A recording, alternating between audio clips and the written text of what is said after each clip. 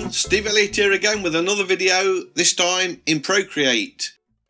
This is going to be a portrait. It's of a guy called Phil Doleman, who's a ukulele player, very, very talented.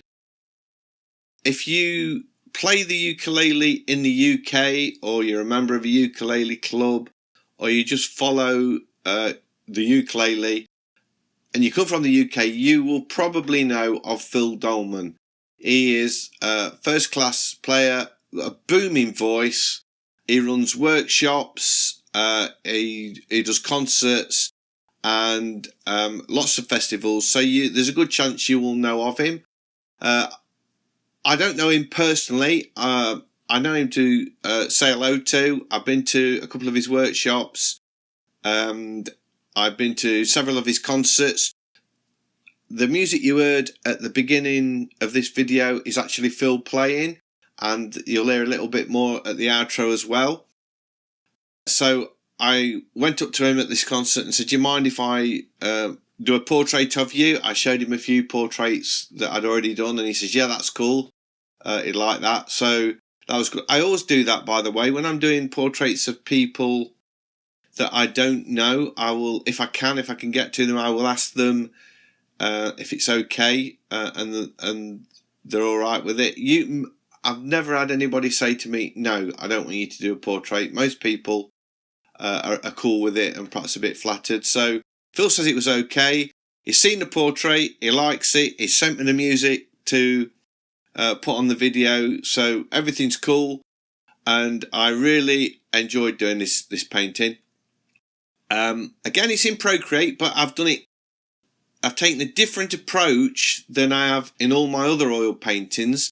I've put a local colour over the old canvas, which I always do, and you'll probably see me do that before, but what's different about this painting to any other one is I used the Grunge brush. Now, the Grunge brush is a default brush in Procreate. You can find it in there somewhere.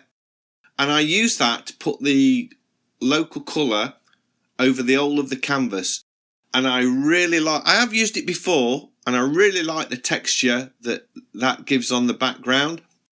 And you'll see that I have let a lot more of the background show through in this painting than I have done in any of the others that I've done. I've just let that, I've left huge areas where the canvas is just covered by that background colour and nothing else. So I didn't have to paint the background on this one. It was pretty much all done, taken care of by the initial colour that I put on. And there's huge areas of the shirt that I leave just with that sort of brown colour showing through. And on the jeans, I use a blue on there, but I also leave lots and lots of that background grunginess show through. Not that I'm suggesting Phil's grungy at all, I'm not, but I just really like that effect. I've chosen a very different palette to what I normally work with. More recently, I've been working with really strong pinks and purples and oranges. This time I wanted a more muted palette, and I've also included the source photo that I used for this. I did take the picture myself at a concert I went to see him at. As you can see, my photography isn't the best in the world, but it doesn't need to be.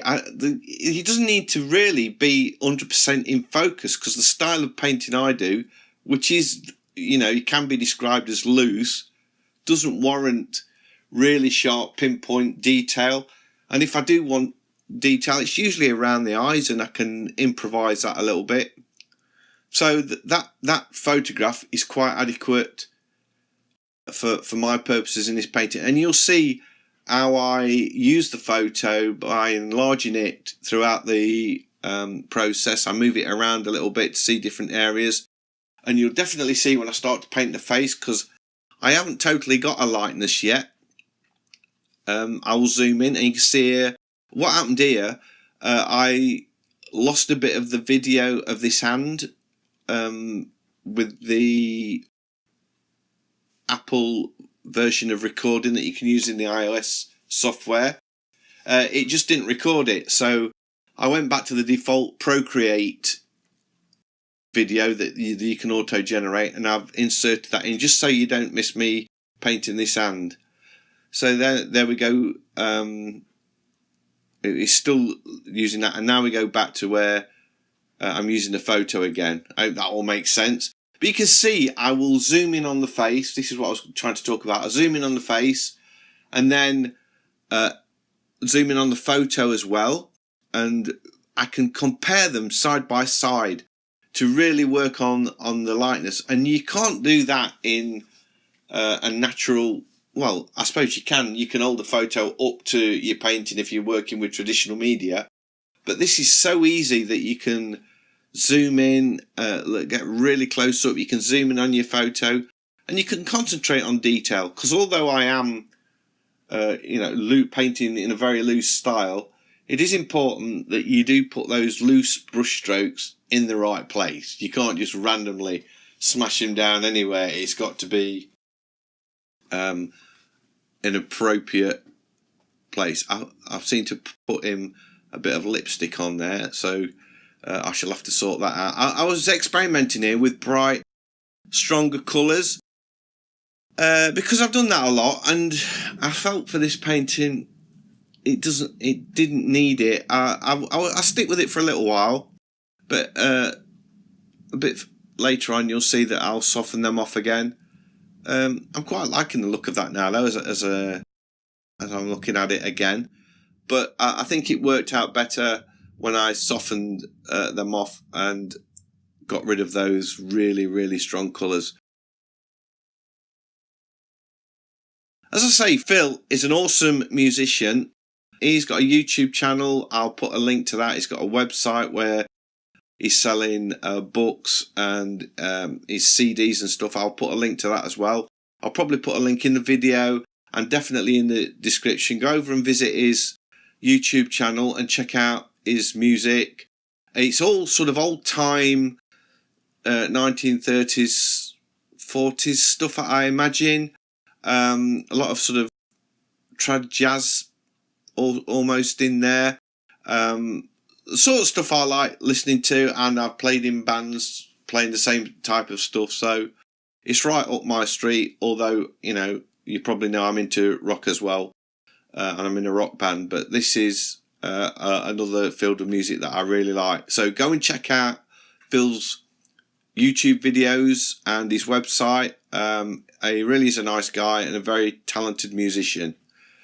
And also, I hope he won't mind me saying, there may be a chance that he is going to use this painting on his next album cover. So that would be amazing if he does. I'd be really chuffed with that.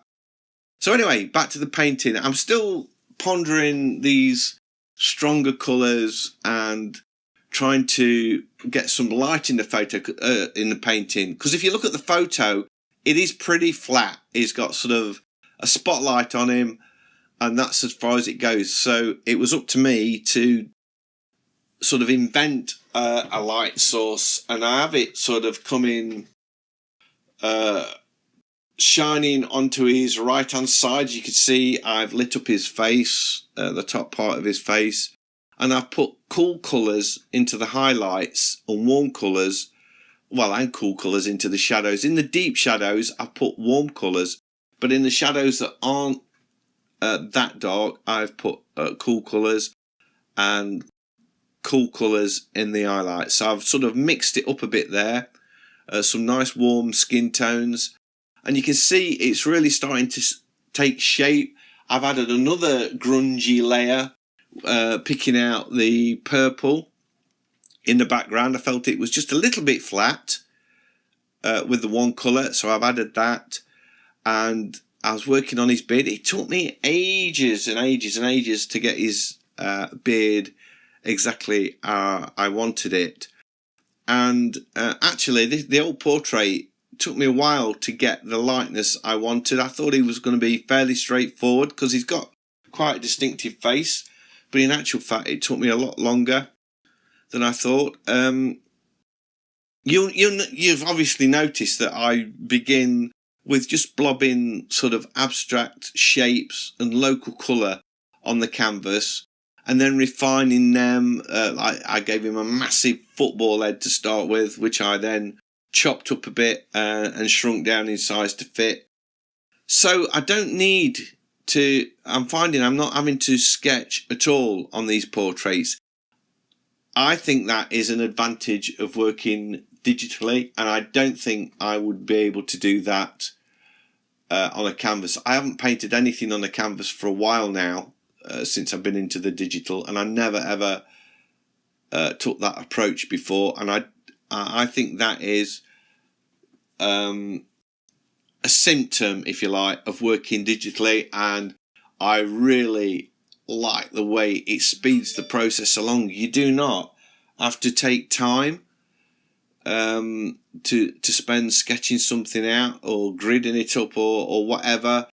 You can just go straight in there because you can move things around. I know the hand, I had to change the angle of it. This head on the ukulele that I'm painting now, when I finally finished it, you'll see it's bent. It's actually doesn't work with the neck of the ukulele, so I do shift it and tilt it back a bit to get the perspective of it right.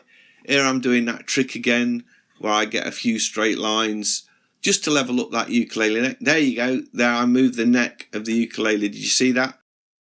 I mean, that wouldn't be a massive job to change that in painting, but you would have to repaint the whole thing, which you do not have to do digitally. So I'm very confident just wading in with the paint straight away, because I know I can move anything around, and I'm sort of changing measurements all the time on the hand here.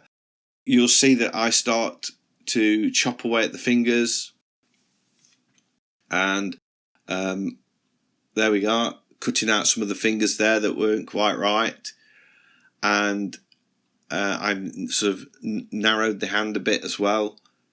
So it's a lot easier. Here we go in with those sort of strong colours. I don't know what I was thinking there. I really don't.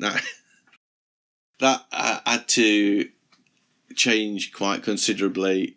I just went crazy with the colour, and I spent a fair bit of time knocking it back and painting over it. But you know, that is a nice thing about this. It's not costing me anything to put these colours on. I'm not using a real tube. I'm not squeezing paint out and putting it on and thinking that doesn't work. Oh dear, I've used all that tube of paint up, I've got to go and buy another one. You can just try things, and this has definitely shaped me as an artist. As well as learning digital painting, I have improved so much with experimenting with colour and shape and finding shapes, using the paint tool to draw with, and just observing things a lot closer, and not making, when I've done detailed sketches before, once you've got a detailed sketch, you tend not to look quite so close at the subject. But when you're doing it this way, you're conscious all the time that you need to refine, because you're going from the abstract to the loose to the tight to the real detail. So all the time you're taking sort of fairly generic shapes and then getting that shape right, then looking at the shapes within that bigger shape and getting them in the right place and moving stuff around.